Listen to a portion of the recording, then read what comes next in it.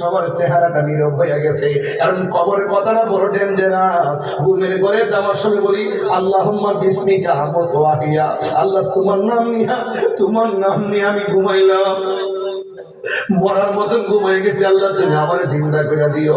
এমন অনেক মানুষ আছে ঘুমের ঘরে দুনিয়া থেকে বিদায় হয়ে যায়। কথা বলেন ঠিক কিনা?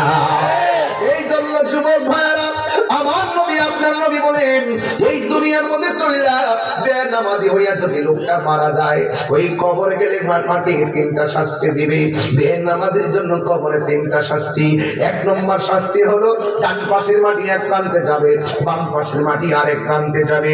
দুই পাশের মাটি দুই প্রান্তে যাইয়া এমন ভাবে তোমার চাপা মারবো,